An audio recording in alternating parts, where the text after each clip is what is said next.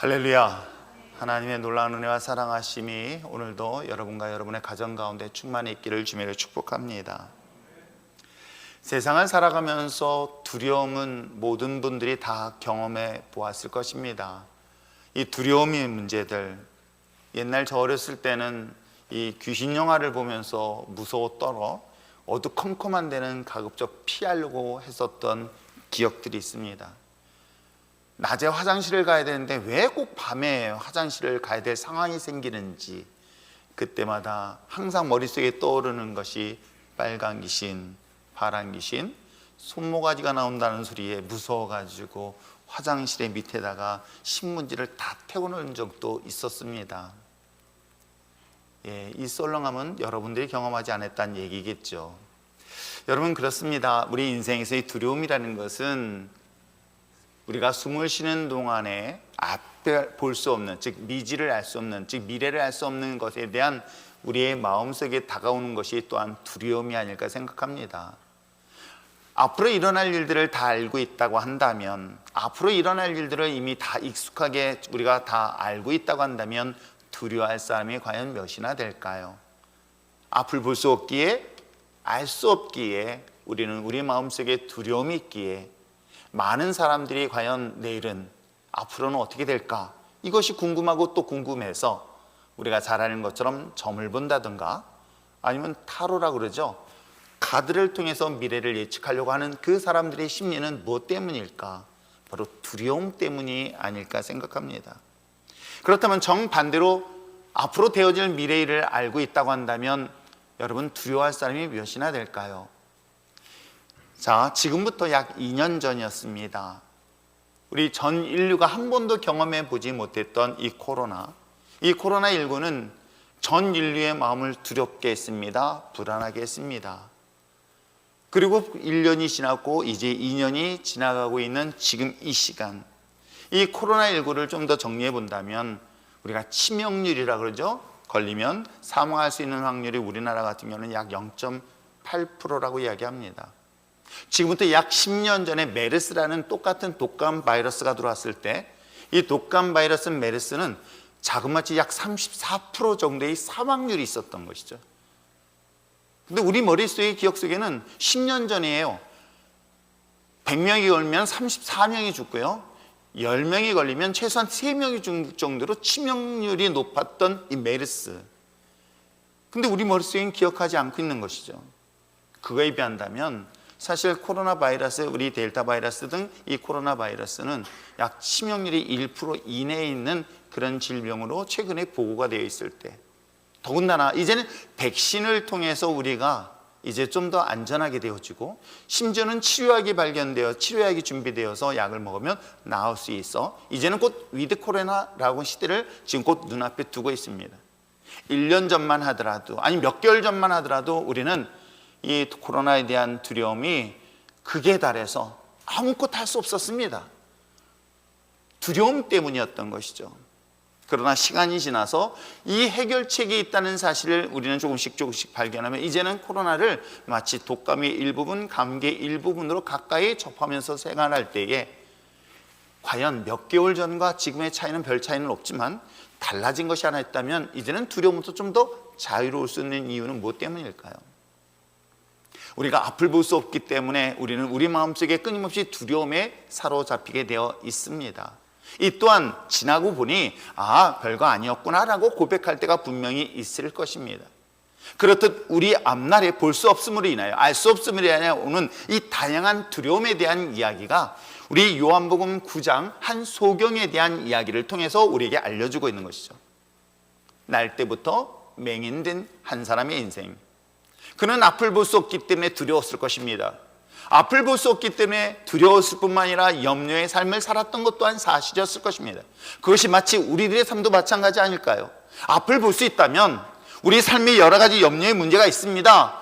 고난의 문제가 있습니다. 심지어는 큰 풍랑이 나를 집어삼킬 것 같은 그런 환경과 상황의 문제가 있습니다. 그런데 그 상황 속에서 이 문제 이후에 이 문제가 어떻게 해결되어질 것을 알고 있다고 한다면 그 풍랑을 두려워할 사람이 과연 몇이나 있을까요?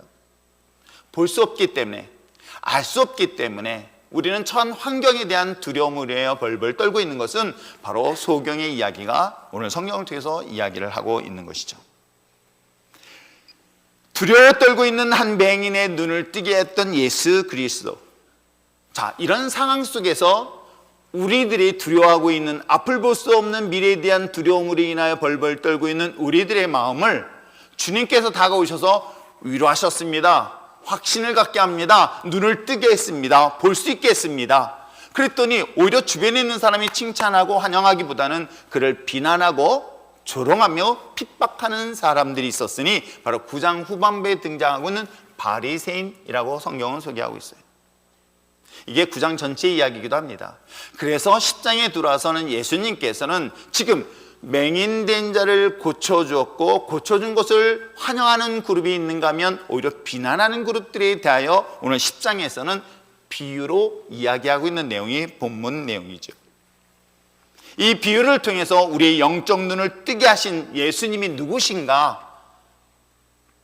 우리 인생에서 앞을 볼 수 없어 두려워 떨고 있을 때에 내 마음의 두려움이 사라지고 염려가 사라지고 내가 앞을 볼 수 있는 확신을 가져다 주게 되어진 그 예수가 과연 누구일까에 대한 이야기가 비유를 통해서 하고 있는 내용이 우리가 함께 읽었던 10장의 내용이기도 합니다. 자, 그렇다면 비유는 어떤 식으로 오늘 본문을 통해서 전개되고 있을까요? 목축업을 하고 있는 팔레스타인 유대인들에게는 양의 상황들을 소재로 이야기를 하고 있습니다.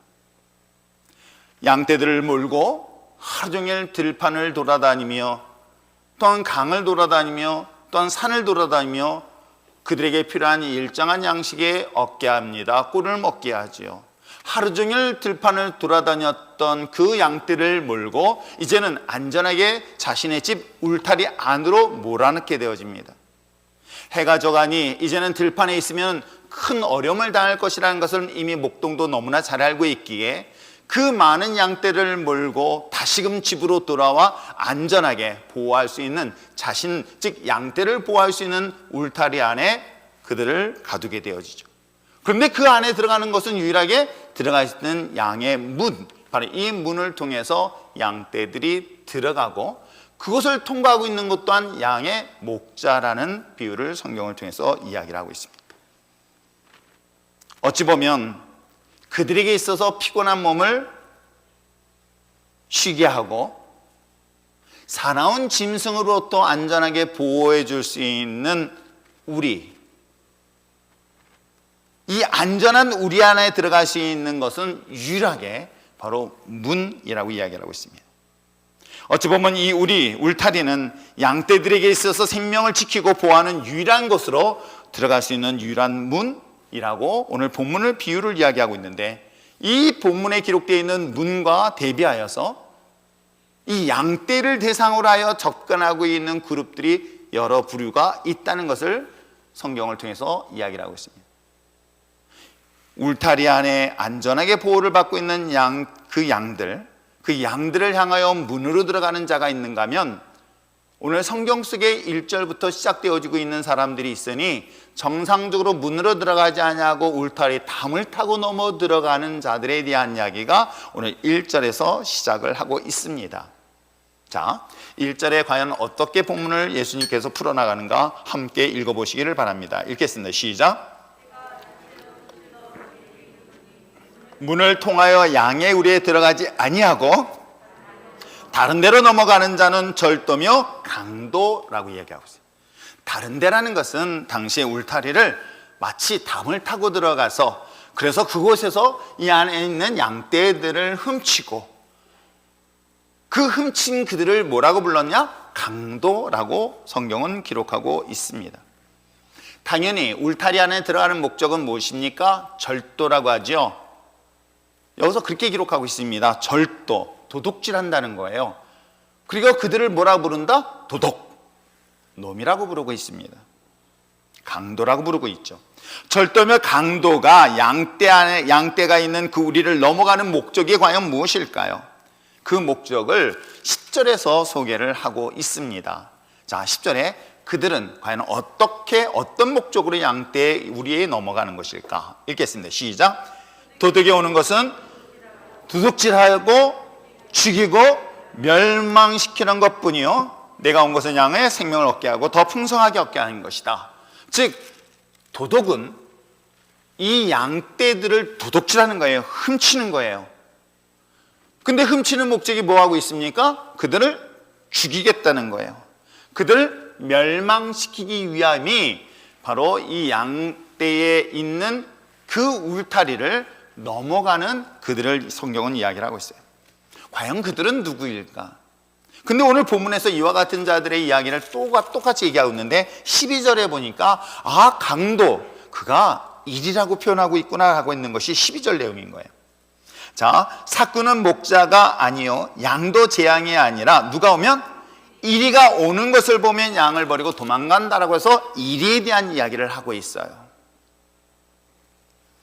이리가 하는 일이 무엇이라고 얘기하고 있습니까? 오늘 성경의 본문에 기록되어 있는 것처럼 그들은 뭐예요?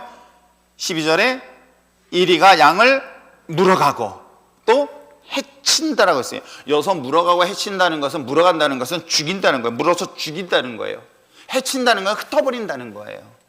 그래서 이 본문의 12절에 있는 이야기가 바로 10절에 있는 이야기로서 바로 도둑이 하고 있는 죽이고 흩어버리는 역할을 하는 것이 바로 울타리를 정상적으로 문으로 통과하지 않는 울타리를 담을 타고 들어가는 강도의 역할이라고 성경은 말하고 있습니다.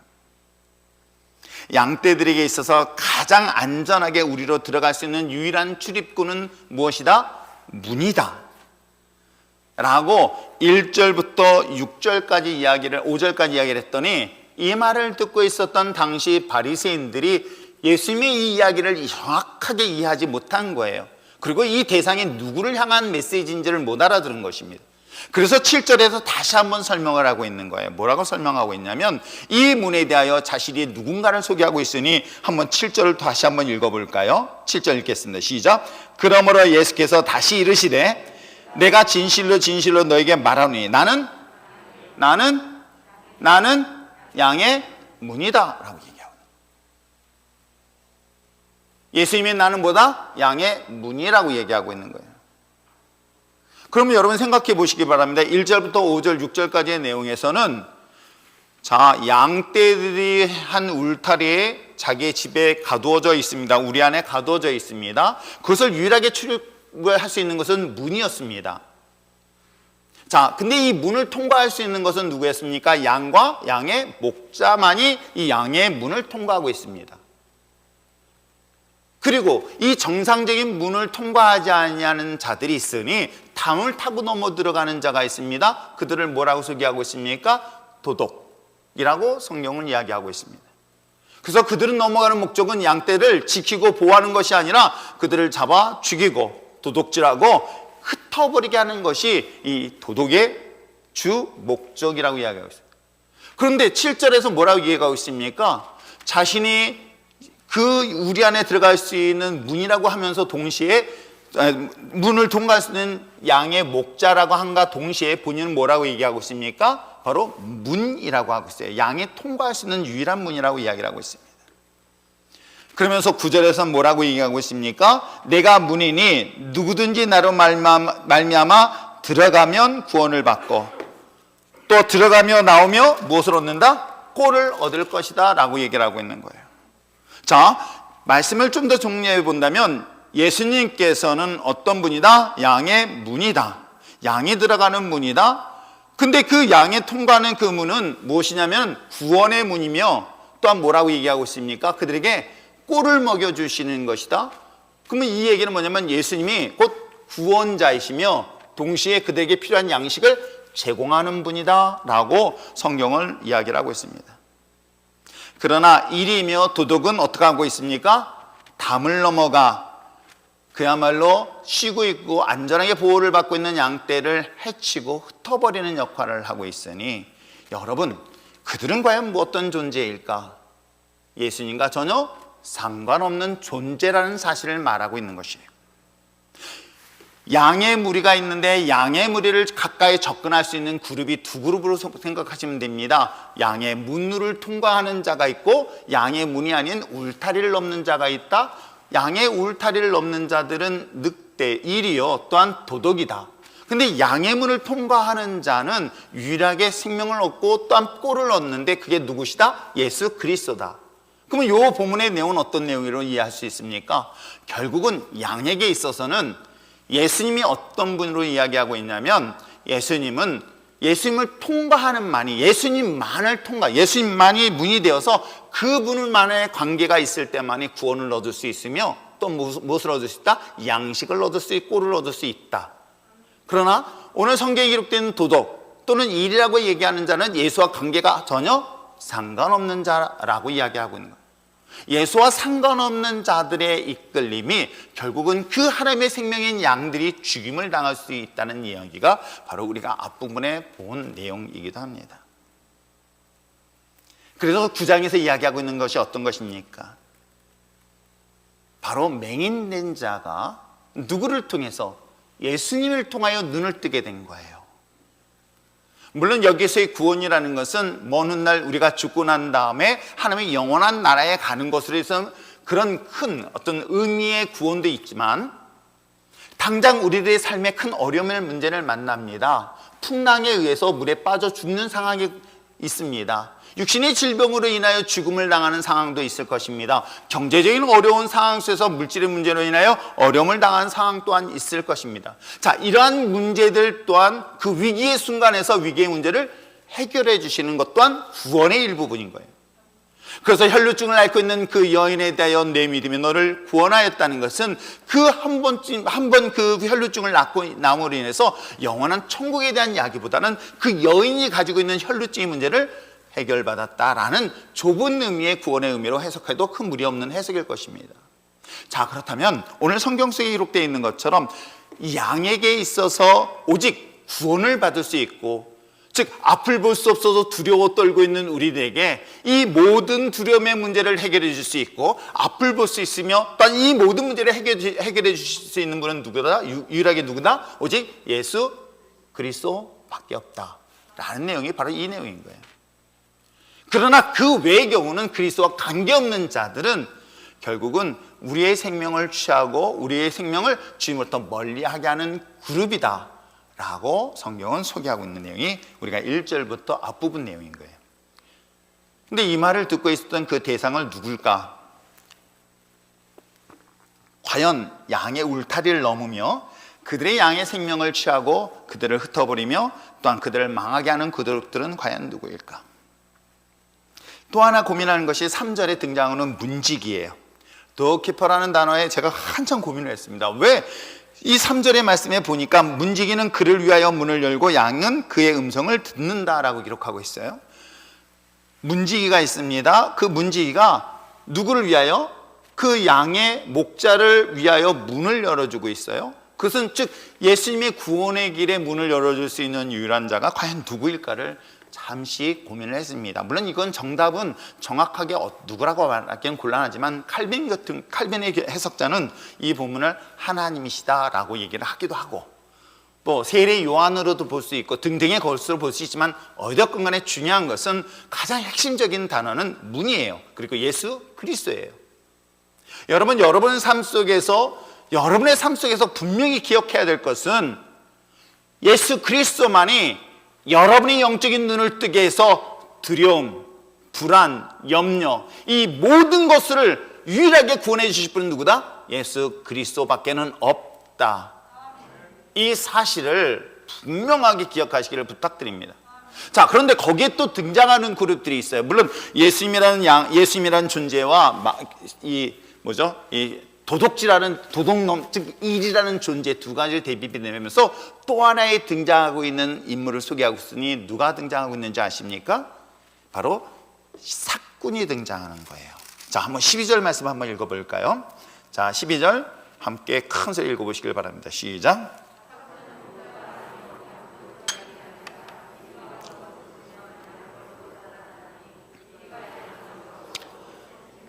그렇습니다. 양과 목자 사이의 일이 또는 양의 일이라는 이름으로 대신 사용하고 있으니 삭군이 등장하는 거예요. 그래서 이 삭군이라는 단어를 의미를 깊이 있게 한번 묵상해 보시길 바랍니다. 삭군이 무슨 뜻일까? 사꾼과, 저는 그래서 성경을 보면서 이 사꾼은 세 가지 사람들이 있구나. 첫째는 사기꾼이 있구나. 그리고 사꾼이 있습니다. 일꾼이 있습니다. 이거는 오너가 돼보면 아실 겁니다. 내가 똑같은 월급을 줬는데 어떤 사람은 일꾼인 거예요, 어떤 사람은 사꾼인 거예요, 어떤 사람은 사기꾼이에요. 그 사기꾼은 뭘까? 내가 월급만큼 일당만큼 일을 안 하는 사람들을 사기꾼이라고 봐도 무리 없는 해석일 거예요. 사꾼은 상만만큼 받은 만큼만 일하는 사람. 왜 그러냐면 사꾼과 일꾼을 두 가지 딱 비교해 본다면 이렇습니다. 사꾼은 말 그대로 목적이, 일하는 목적이 무엇 때문에 일합니까? 삭슬 위해서 일하는 거예요. 삭슬 위해서, 즉 자기의 받는 일당에 대하여 일을 하는 자가 있는가 하면, 일꾼이라는 것은 일 자체가 목적으로 일하는 사람이 있어요. 제가 반응이 없어요. 여러분이 뭐 인정 안 하든 뭐 제가 그렇다는데 누가 뭐라 그랬습니까? 여러분, 두 부류의 뭐 여인 사기꾼은 빼더라도 성경에 등장하는 일꾼과 사꾼으로 비교해 본다면, 사꾼은 목적이 분명히 삭슬 위해서 일하는 거예요. 일꾼은 일을 위해서 일하는 거예요. 이 단어의 의미를 잘 생각해 보니까, 아, 그렇구나. 삭슬은 자기가 받는 목적이 있어요. 그러니까 자기 개인의 이익의 목적인 거예요. 자기 일당의 목적이든, 좌우지간 자기의 수입의 목적이든, 생계의 목적이든, 자기 뜻의 목적이든, 이 목적을 가지고 일하는 거예요. 근데 일꾼은 부르신 자의 뜻에 따라서 일하는 거예요. 그를 성경에서 말하기를 소명, 우리를 부르심에 대한 일을 감당하는 것을 소명이라고 이야기하듯이, 바로 일꾼들은 하나님이 나에게 맡겨진 그 일을 목적으로 일하는 경우를 일꾼이라고 해석해도 큰 무리 없는 거예요. 그래서 저는 이 사꾼은 결국은 그 일의 중심이 나야. 내가 뭔가 유익이 있어야 돼. 내가 뭔가 남는 게 있어야 돼. 내 맞는 삭시 있어야만 이 일을 해. 그런데 나를 가정에, 어떤 가장으로 일을 나에게 맡겼어. 아니면 내가 이 가정을 지켜 내 사업장에 난 책임자로 나에게 일을 맡겼어. 그것 때문에 나는 이 책임 때문에 일하는 경우, 혹시 남편들이 아내가 여보 내려갈 때 오늘 쓰레기 봉투 쓰레기통에다 갖다 버려 그랬더니 일당 줘 하는 가안이 밖으로 나온 남편은 하나도 없을 거예요. 내가 이 집안의 가장이기 때문에 아내의 일을 당연히 돕기 위하여, 자신의 주어진 사명이 이 가정을 지키기 위하여, 그래서 내가 필요 이상의 것을 일을 하더라도 삭슬 요구하는 사람들은 없을 것입니다. 갑자기 이 얘기했더니 아이들이 있네. 아이들은 꼭 뭔가 대가를 바라고 일하더라고요. 근데 그런 관점으로 이해하지 마시고, 내게 주어진 일들에 대하여 내가 주어진 사명에 따라서 일했었을 때를 저는 일꾼이라고 볼 수 있으나, 성경 속에 기록되어 있는 이 사꾼은 삭슬 주는 것만큼만 일해. 왜 그랬었냐면, 당시에 뭐 지금도 마찬가지일 것입니다. 그러나 팔레스타인 당시에 이 목축업을 하는 사람들에게 있어서는 그 많은 양떼를 자신의 자녀들에게 맡길 수만은 없었던 거예요. 여러분 잘 알고 있는 것처럼 다윗도 그 아버지의 양떼를, 모세도 마찬가지 아닙니까? 장인 이드로의 양떼를 몰고 다녀서 가족과 관계를 이뤘었을 때는 자기의 삭슬은 크게 중요하지 않아요.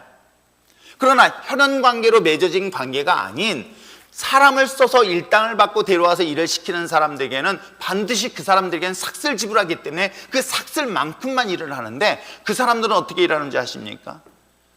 소위 말하는 로스라는 게 있어요. 로스, 즉 양떼를 몰고 다니다가 때에 따라서는 몇 마리 정도 잃어버린 것들이 당시 시대 속에 있었습니다.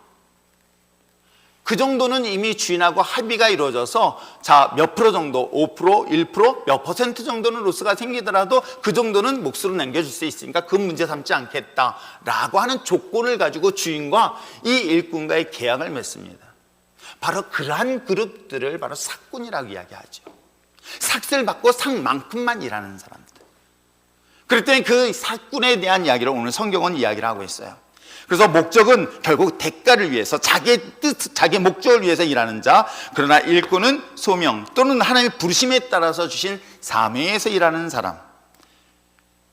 오늘 비유로 이야기를 하고 있습니다. 왜 이 비유로 얘기하고 있는지 아십니까? 그 근거가 바로 9장 40절에 등장하는 인물들 때문인 거예요.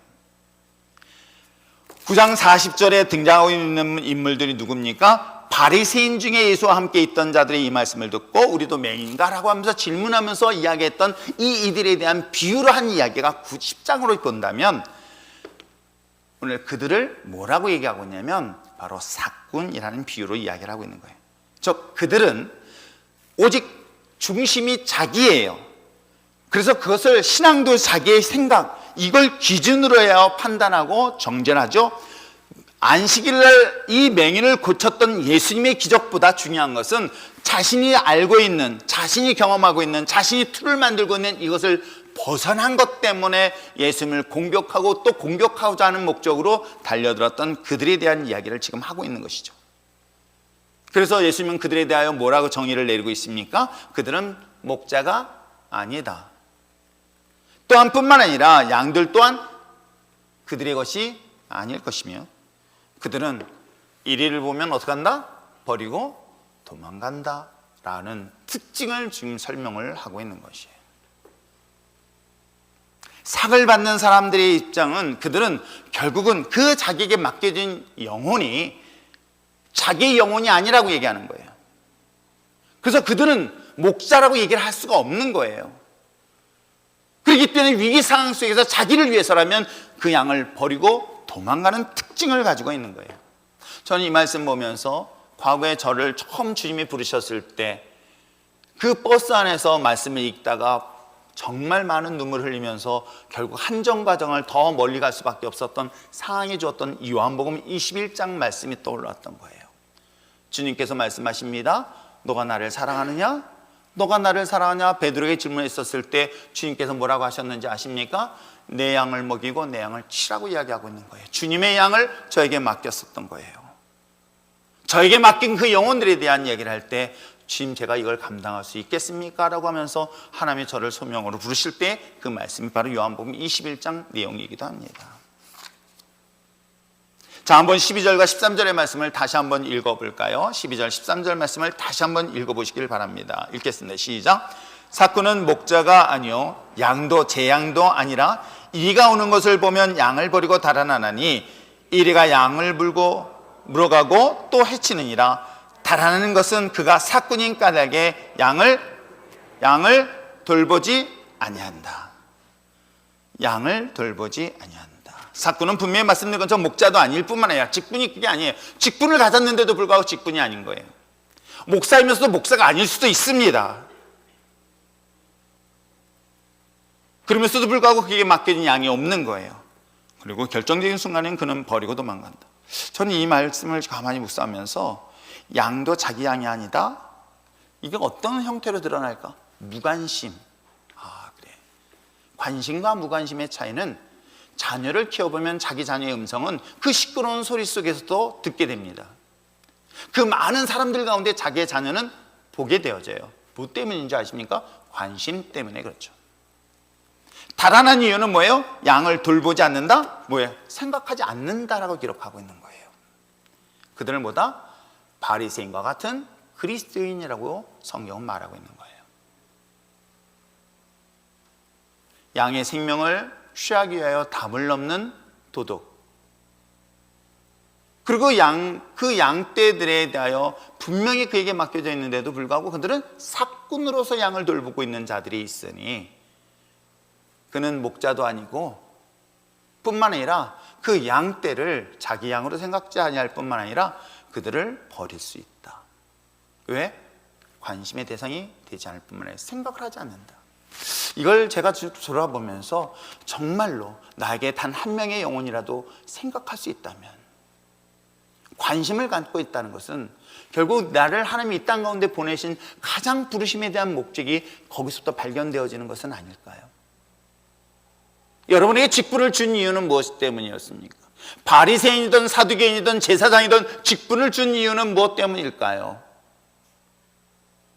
집사의 직분을 줬고 안수 집사의 직분을 줬고 장로의 직분을 줬고 목사의 직분을 준 이유는 무엇 때문일까요? 나에게 맡겨진 그 영혼, 너가 나를 사랑하느냐? 내 양을 먹이고 내 양을 치라는 주님의 말씀이 명령에 의한 것이라고 한다면 나는 주님 앞에 사기꾼인가 사꾼인가 아니면 참된 목자인가를 다시 한번 돌아봐야 될 내용이 본문 내용이지 않을까 생각해 봅니다. 자, 그런 가운데서 오늘 본문에서 이 사도 요한은 맹인된 자를 구원하신 누구를 소개하고 싶었을까요? 참된 목자 되신 예수 그리스도를 오늘 성경을 통해서 소개를 하고 있었던 것이죠. 그분은 어떤 분이라고 소개하고 있습니까? 9절에 말씀하신 것처럼 나는 양의 문이다 라고 하시면서 결국 양떼들이 우리 안에 들어갈 수 있는 유일한 통로이며 문이며 구원자 되신 분은 누구시다? 예수 그리스도다 라고 소개를 하고 있는 거예요. 여러분이 주목하고 여러분이 바라보고 여러분이 들어야 되고 여러분이 관심 가져야 될 대상은 누구나 오직 예수 그리스도인 것이에요. 그 어느 누구도 아닙니다. 오직 예수 그리스도만이 우리를 안전하게 지켜주고 보호할 뿐만 아니라 나의 앞을 볼 수 없는 눈을 뜨게 만드는 그 놀라운 기적의 유일한 통로요 유일한 분은 누구다? 예수 그리스도다. 이것만큼은 절단코 여러분이 잊지 않는 여러분 됐으면 참 좋겠습니다. 이 사실을 소개하고 있는 거예요.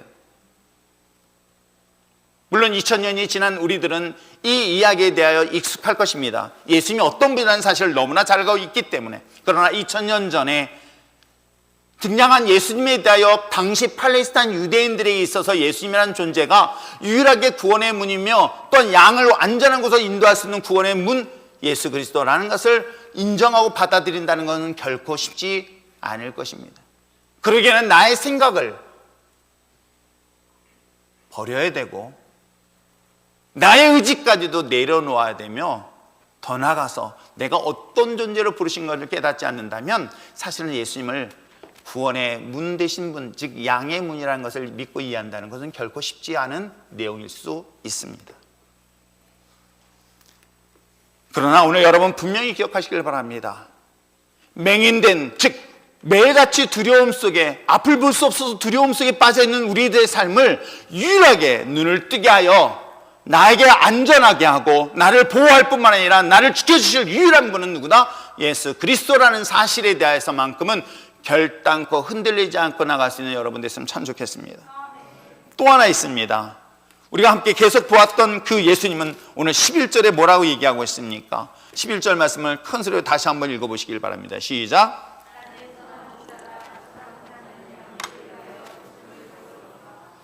요한복음에서는 사실은 7번에 걸쳐서 나는 라고 표현하고 있는데 오늘 본문에서만 딱 2번을 얘기하고 있으면 나는 양의 문이다, 나는 선한 목자다라고 이야기하고 있는 거예요. 즉 예수님께서는 구원의 문과 동시에 그 구원의 문을 통과할 수 있는 유일한 분이 누구다? 선한 목자다라고 성경은 말하고 있습니다. 양떼를 위하여 구원하시고 그들에게 꿀을 먹여주시는 그 예수 그리스도, 그분은 오늘 10절에서 11절에 뭐라고 얘기하고 있습니까? 그 양을 위하여 자신의 목숨을 내어놓는 분이라고 이야기하고 있어요. 즉 양떼들의 생명을 지키고 인도하고 구원하실 뿐만 아니라 심지어는 그 양의 생명을 위하여 자신의 생명을 내어놓으실 수 있는 유일한 분이 누구시다? 바로 예수 그리스도다. 그렇기 때문에 그분만이 우리 인생에서 참된 선한 목자 되신다. 이 사실을 결단코 잊지 않길 부탁드립니다. 그래서 10절 후반부에 이야기하기를 내가 온 것은 양의 생명을 얻게 하고요. 뭐예요? 더 풍성히 얻게 한다는 것은 꼴을, 양식을 풍성하게 너희들에게 제공하신 분이 누구시다? 예수 그리스도다. 그래서 여러분 이 본질적 진리 앞에서는 떠나지 마세요. 여러분들이 주목해야 될 대상은 예수 그리스도이고 나의 삶의 모든 풍성함을 채워주신 분은 누구시다? 예수 그리스도다. 내가 주님 앞에만 있으면 놀랍게도 하나님의 놀라운 기적과 역사가 일어나는 건 당연한 것이다. 그냥 주님 안에 있으면 내가 무엇을 하지 않아도 주님께서 이미 나에게 푸른 초장과 실만한 물가로 인도하시는 분이에요. 그런 사실을 믿으시길 바랍니다. 주님 앞에 왔을 때 그럼 혹시라도 시험해보고 싶으시면 시험해보셔도 돼요. 내가 주님 한번 떠나볼까? 그래서 한번 망해보고 주님 떠나보니까 망해보는구나. 아니면 돌아오니까 흥하는구나. 그걸 직접 몸으로 경험하거나 아니면 아예 그런 거 하지 말고 단순하게 믿어서 주님이 주신 풍성한 안에 거하며 나갈 수 있는 정말 우리 일전의 신앙 공동체가 됐으면 참 좋겠습니다. 구원의 문이며 선한 목자 되신 예수 그리스도께서 오늘 3절 말씀에 그분의 특징들을 몇 가지를 얘기하고 있어요. 자, 3절의 말씀 볼까요? 3절 말씀해 보니까 3절 4절의 말씀에 이렇게 이야기를 하고 있습니다. 자, 문지기는 그를 위하여 문을 열고 양은 누구의 음성을 듣다? 그의 음성을 듣나니 그가 누구예요? 선한 목자이며 예수 그리스도를 얘기하고 있는 거예요. 그가 자기 양의 이름을 각각 불러내어 인도하고 있다는 거예요. 아니 여러분, 제가 뭐 양떼를 키워본 적은 사실은 없어요. 근데 강아지 2마리 정도는 이름은 구분을 해요. 옥상에 있는 강아지 2마리 이름은 전 충분히 구분을 해요. 근데 만약에 100마리 있다고 한번 상상을 해보세요. 강아지 100마리 이름을 어떻게 기억할까 하시는 분이 계시더라고요. 그분은 머리가 분명히 좋아가지고 공부를 해도 정말 잘했을 거예요. 저는 여러분 이름도 가끔 잊어버려요. 죄송해요. 자주 보면 기억하는데 가끔 새롭게 보면 김윤정 집사를 이렇게 오랜만에 봤어요. 난 새로 왔는 줄 알았어요. 와같이. 사람들의 이름을 외우는 것도 쉬운데 쉽지 않아요. 근데 여러분 생각해 보세요. 당시에 양떼 하면은 굉장히 많은 양들을 몰고 다녀요. 근데 그 많은 양을 몰고 다니는데 생긴 게 비슷비슷하지 않을까요? 그런데도 오늘 성경은 놀랍게도 예수님이 뭐라고 얘기하냐면 그들의 이름을 부르고 있다는 거예요. 여러분, 누군가가 나를 알고 내 이름을 불러준다고 한번 상상을 해보세요. 아니, 그 사람이 알고 있는 사람이 너무 높은 위치에 있는 사람이야. 이 사람이 정말 나 같은 사람을 알 수 없을 거야 라고 생각했는데 나를 보더니 내 이름을 부르면서 악수를 청한다. 여러분 상상을 한번 해보세요. 뭐 그럴 일이 없으니까 별로 감이 안 올 수 있겠지만 한번 상상만이라도 해보시기 바랍니다. 만왕의 왕이신 하나님, 그 왕의 하나님이신 예수 그리스도께서 뭐라고 이야기하고 있습니까? 양을 기랑 몰고 인도하는 것이 아니었습니다. 그들의 이름을 각각 부르고 있다는 거예요. 여러분의 이름을 부르고 있다는 거예요. 여러분의 모든 것들을 알고 있다고 얘기하고 있는 거예요. 그게 뭐다? 참 선한 목자의 특징인 거예요.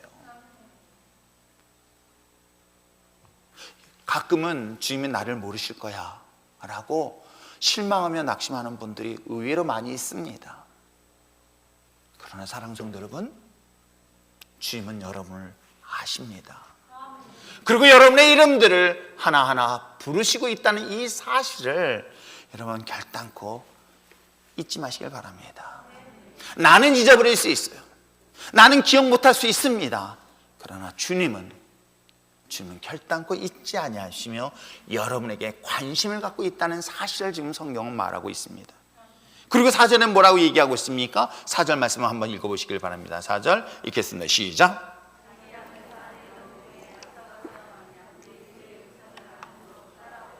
주님께서 앞서 양떼를 몰고 가는 모습을 보여주고 있는 거예요. 이미 코로나로 인하여 우리 마음속에 두려움이 사로잡혔을 때에 우리의 길을 구름 기둥과 불 기둥 같은 하나님의 놀라운 보호하심 속에 그들을 어떻게 해요? 앞서서 인도하시고 있다는 거예요. 그분이 누구다? 선한 목자 되신 예수 그리스도다. 우리는 이 사실을 믿으면 무엇이 그리 두렵습니까? 무엇이 여러분의 삶에 염려가 다가올 수 있을까요? 이 사실을 믿는다면 여러분, 양은 멀리 보지 못한다고 합니다. 가장 가까운 데만 보고 간다고 합니다. 멀리 볼 수 없는 눈을 가지고 있다고 합니다. 그렇기 때문에 눈앞에 있는 것만 바라보고 있다고 합니다. 그 앞에 있는 분이 누구라고 이야기하고 있습니까? 예수 그리스도라고 이야기하고 있는 것이에요. 여러분, 우리는 한 sap도 알 수 없는 인생을 살아가고 있습니다. 잠시 후에 우리에게 어떤 일이 일어날지 알지 못하는 삶을 살고 있는 것 또한 우리들의 인생이기도 합니다. 그러기에 우리는 두려워하고 있습니다. 그렇기 때문에 우리는 불안해합니다. 그렇기 때문에 염려해서 오늘 내가 뭔가를 하려고 몸부림칩니다. 그러나 주님은 여러분을 아십니다. 그리고 그 선한 목자신 주님께서는 이미 우리의 삶을 앞서 인도하시고 있다. 무엇을 위해서? 구원하시고 우리에게 꼴을 주시기 위해서, 주시되 풍성하게 주시기 위해서 우리보다 앞서서 가고 있다는 이 사실을 잊지 마시길 바랍니다. 자, 그럼 말씀을 한번 전체 정리해 볼까요? 자, 양이 있습니다. 그 양은 안전하게 보호할 수 있는 한 울타리에 거둘 때 들어갈 수 있는 유일한 문과 그걸 담을 타고 들어오는 자들이 있으니 그건 도둑이요, 또한 일이라고 이야기를 하고 있습니다. 그들의 목적은 양떼들의 생명을 죽이려고 하는 것이에요. 그들을 도둑질하기 위한 것이라고 성경은 말하고 있어요. 근데 여기 또 등장하고 있으니 사꾼이 있어요. 이 사꾼은 그는 목자가 아니라고 얘기하고 있습니다. 분명 이 사꾼은 주인에 의해서 양떼를 맡긴 것은 분명히 맞아요. 이 사꾼에게 일정한 삭스를 주고 양떼를 맡긴 것 또한 사실이기도 합니다. 그런데 그는 목자가 아니라는 거예요. 그는 목자가 아니고 어떻게 갔습니까? 무슨 위기 상황이나 어려움이 있으면 자기를 위해서 도망간다는 거예요. 양떼에 관심이 없는 거예요. 양떼는 생각하지 않는다고 얘기하고 있습니다. 여기서 우리가 주의 깊게 봐야 될 것이, 과연 우리는 누구를 주목할 것인가, 어디에 주목할 것인가를 다시 한번 깊이 묵상해야 되는 말씀이 이 말씀이며, 저 또한 마찬가지인 것입니다. 제가 과연 이 자리에 서 있으며 사꾼으로 남을 것인가, 아니면 주님께서 이 맡겨진 영혼을 위하여 주님의 마음을 가지고 목자로서 역할을 감당할 것인가에 대한 끊임없는 질문과 끊임없는 자기점검이 저에게 필요하듯이 여러분에게도 동일하게 있다는 사실 아십니까? 직분을 왜 주셨습니까? 여러분을 먼저 구원하신 이유는 무엇입니까? 예수 그리스도가 우리에게 생명을 주신 목적이 과연 무엇입니까? 예수님께서 나를 위하여 죽으셨던 십자가의 은혜를 경험한 저와 여러분이라면 당연히 주님을 따르는, 즉 바로 예수 그리스도를 따르는 것은 당연한 것일 것입니다. 그래서 그분의 제자가 되는 것 또한 당연한 것일 것이에요. 주님의 제자로서의 삶을 산다는 것은 결국 주님을 따라가는 자의 삶이고, 주님의 어떤 목자의 삶을 살았느냐에 따라서 내가 그 길을 갈 것인가 아니면 사꾼으로 남을 것인가의 그 기로에 우리 삶이 항상 있다는 것을 잊지 마시길 부탁드립니다. 그러면서 그 주님의 양들은 오늘 성경을 통해서 다시 한번 3절에 그렇게 이야기를 하고 있습니다. 양은 누구의 음성을 듣는다? 주님의 음성을 듣는다라고 이야기하고 있어요. 이 시대에 여러분이 정말 들어야 될 것 또한 하나님의 음성, 예수님의 음성을 듣는 저와 여러분 됐으면 참 좋겠습니다. 주님의 음성을 듣지 못하는 자들은, 여러분 놀랍게도 그 귀는 누구에게 들리는 줄 아십니까? 우리를 교묘하게 속이고 있는, 달콤하게 유혹하고 있는 세상의 소리로 주님을 멀리하게 만든다는 것 잊지 마시길 바랍니다. 우리가 들어야 될 소리가 어디에 있는가를 먼저 잘 기억하시길 바랍니다. 물론 세상의 소리는 주님과 관계없기 때문에 우리를 끊임없이 두려움에 사로잡히게 만듭니다. 만약에 도둑이 담을 타고 들어오는데 어떤 사람들은 막 박수치며 환영을 해요. 어떤 사람이 환영하고 박수칠까? 굴뚝이 없기 때문에 할 수 없이 담 타고 들어와요. 누굴까요? 잘 모르시죠? 우리 어저께 청소년 아이들이 저를 핑계 삼아서 부모님한테 확인을 받았습니다. 목사님이 허락하면 부모님들이 꼼짝 못할 것 같아서 엄마 오늘 외박할 거야. 그리고 저한테 찾아왔어요. 깜짝 놀랐습니다. 밤 10시 넘었는데 애들이 5명이 쏙 들어와가지고 목사님도 허락받기 위해서 뭘 그랬더니 자기네들이 성탄절을 맞이하여 그를 위해서 준비하게 해서 벌써부터 준비한대. 그래놓고는 자기들이 유아실에서 밤을 새서 준비하겠다고 내 속만 모를 줄 알고 들어온다 놓고 밖에서 먹으러 가고 놀러 가고 막 그런 것 같더라고요. 이게 내심 걱정이죠. 그래서 계속 모니터를 보면서 이 시간에 애들 나갔네, 전화했어. 너희들 지금 어디 있니? CU 앞이요. 거기 왜 있니? 수린이가 하지 않았어요.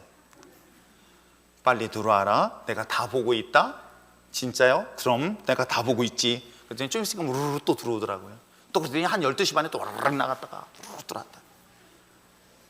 근데 또 한편으로는 제가 그런 생각했어요. 전 그 아이들을 믿어요. 그게 작은 추억이었기 때문에 저 역시도, 물론 요즘은 하도 위험한 경우가 있지만, 근데 제가 이걸 보면서 주님께서 그 양들이 주님의 음성을 듣지, 만약에 음성을 듣지 못하고 사기꾼의 음성을 듣는다면 그 삶의 결과는 어떨까? 근데 그 아이들이 성탄을 준비할 때 지금 담 타고 들어오는 분이 누구예요? 산타크로스. 그러니까 우리가 환영해 주잖아요. 요즘 다 많다, 그죠? 문들기입니다. 초인종 눌러요. 요즘도 그것도 못하게 합니다. 근데 상상을 해보는 거예요. 그래, 산타크로스가 들어올 때는 분명히 박수 칠 때지만 뭔가를 보따기를 들어옵니다. 도둑질하러 들어온 사람들은 어떻게 합니까? 두려움을 주잖아요. 염려를 하게 한단 말이에요. 그렇구나. 도둑질은 분명 우리 눈 속에서 뭐가 와요? 두려움을 줘요. 너 코로나 얼마나 무서운 줄 아니?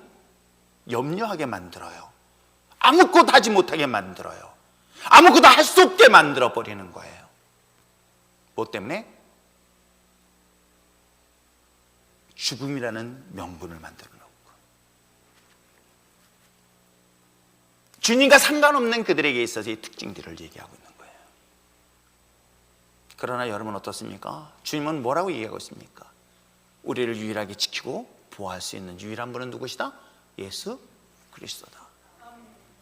이 사실을 여러분들이 분명히 듣고 나올 수 있는 여러분 됐으면 참 좋겠습니다.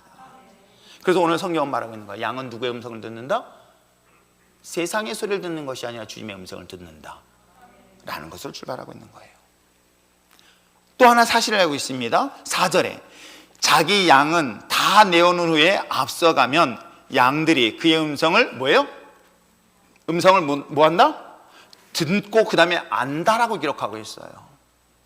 저는 이 말씀을 묵상하면서 사랑하는 성도 여러분, 하나님의 음성에 대하여 분별할 수 있는 여러분 됐으면 참 좋겠습니다. 하나님의 음성을 듣는 하나님의 음성을 듣는 것뿐만 아니라 그것이 하나님의 음성인지를 알고 분별한다는 것은 이 시대 우리의 신앙생활 속에서 너무나 중요하다는 걸 잊지 마시기를 바랍니다. 이 시대 앞으로도 이보다 더 큰 어려움과 더 큰 위기가 분명히 다가올 것입니다. 아이 때의 아이들의 어려움은 어른들의 입장에서는 이보다 너희들 큰 어려움이 더 있을 것이라는 것들은 이미 잘 알아요. 시험 문제가 힘드니 너희들은 세상에 나가보면 그것도 더 힘든 일이 많을 거야. 그러나 아이 입장에서는 그 시험 문제 가지고 끙끙대고 힘들어하고 어려워들 합니다. 그러나 인생을 살아보면서 그보다 더 큰 힘든 일들이 수없이 위기를 맞이하면서 다가오는 경우들이 얼마나 많이 있는지 몰라요. 세상에 들려오는 소리는 우리를 마음의 평안을 주고 안식을 주기보다는 두려움과 염려를 주는 이유는 뭐 때문일까요? 앞을 볼 수 없는 매인의 삶이었기 때문에 그런 거예요. 그런 우리의 눈을 뜨고 비로소 하나님은 우리에게 평안의 삶을 살 수 있었던 것은 누구를? 바로 주님의 음성을 들을 뿐만 아니라 누구를 알아라? 주님의 음성을 분별하며 나갈 수 있는 저와 여러분 되시길 부탁드립니다. 이게 하나님의 소리인지 이게 사단의 소리인지 이 세상의 소리인지를 이 시대에 분별하지 못한다면 아니 된다는 것을 성경은 말하고 있어요. 우리 율전의 신앙 공동체, 저 역시도 마찬가지인 거예요. 여러분이 제가 하는 말 또한 여러분이 잘 분별할 것은 세상의 소리인지 주님의 음성인지를 분별해야 될 몫은 누구에게 있다? 저와 여러분에게 있습니다. 저 역시도 그 중에 한 사람일 뿐이에요.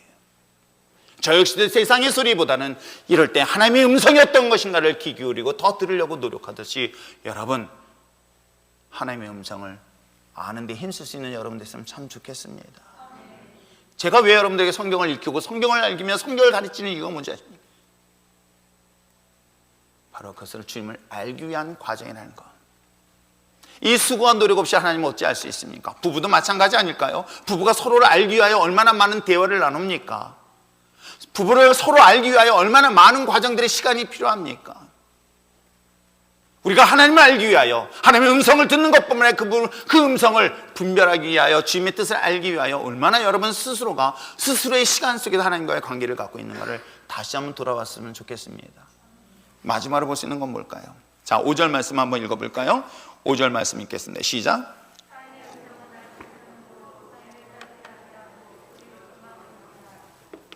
잘 분별하고 타인의 음성을 들을 땐 싸우라는 소리 아니라 도망가시기 바랍니다.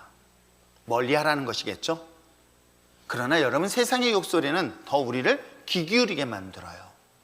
관심 갖게 만들고요, 집중하게 만들어요. 마치 에덴 동산에서 주님께서 만든 그 수많은 열매들을 보고 있는 그들에게 다가와서 너 이 중에서 먹지 말라는 것이 무엇이 있느냐라고 질문했을 때 그들이 주목했던 건 뭐예요? 선알게 한 나무의 실과를 먹지 말라는 하나님의 음성, 하나님의 그 음성에 그 나무를 주목하게 되어진 것 여러분 아십니까? 마귀는 여러분이 하나님의 음성을 듣기보다는 하나님의 거스르는 말에 더 집중하게 만들죠. 부정한 것들에 얼마나 더 집중하게 만드는지 모릅니다. 긍정의 말보다, 그건 전 제가 생각할 때도 하나님이 위로한다고 해서 위로의 말보다는요, 왜 우리들의 마음은 그 말에 그래, I can do, 할 수 있어, 하나님이 내 능력 안에 모든 걸 할 수 있어 라는 그런 마음보다는 나는 못해요, 나는 안 돼요, 나는 자신 없어요, 난 무서워요, 이 소리가 왜 더 익숙한지를 잘 생각해 보세요. 그럴 때는 꼭 때려주고 싶을 때가 종종 나요. 심통이 나가지고 하나님 널 지켜줄 거야. 근데요 목사님 정말 무서워요, 두려워요. 하나님 보호하신다니까. 근데요 하나님, 하다가 하면 그럼 또 그러면 안 되잖아요. 여러분, 오늘 성경은 뭐라고 얘기하고 있습니까? 타인의 음성, 이 타인의 음성이라는 건 도덕의 음성이에요, 이리의 음성이에요, 사꾼의 음성이에요. 타인의 음성을 알지 못하는 거로 타인을 따르지 아니하고 오히려 어떻게 한다? 그들을 도망간다. 영적으로 하나님이 알 뿐만 아니라 악한 사단의 권세 앞에, 세상의 수리 앞에 멀리할 수 있는 저와 여러분 됐으면 참 좋겠습니다. 이 시대를 살아가는 그리스도인들에게서 우리가 들어야 될 소리와 듣지 말아야 될 소리, 있어야 될 자리와 있지 말아야 될 자리를 어찌 보면 이 시대에 이야기하고 있는 내용은 아닐까요? 소경된 우리의 인생을 눈을 뜸으로 인하여 우리에게 구원의 은혜를 주셨던 주 여호와 하나님, 그럼에도 불구하고 세상의 이 바리새인들은 어떻습니까? 끊임없이 하나님과 나와의 관계를 깨뜨리고 분열시키고 갈등하게 만드는 이 환경과 상황 속에서 여러분이 주목할 것은 오직 예수 그리스도의 음성, 예수 그리스도의 십자가를 주목하며 나갈 수 있는 여러분 됐으면 참 좋겠습니다. 하나님 뜻을 정확히 분별하며 나갈 수 있는 저와 여러분 되시길 주님의 축복합니다. 그리한다면 우리에게 주시는 주님의 마음은 두려움 대신에 평안이고, 두려움 대신에 소망을 갖게 될 줄 믿습니다. 왜? 그분은 나의 선한 목자 되시기 때문에 그렇습니다. 그에게 주님의 음성을 듣는데, 주님을 아는데, 악한 사단과의 권세 앞에서 멀리하는데 힘쓰며 나갈 수 있는 저와 여러분 되시기를 주님의 이름으로 축복하며 기도합니다. 다 같이 기도하겠습니다.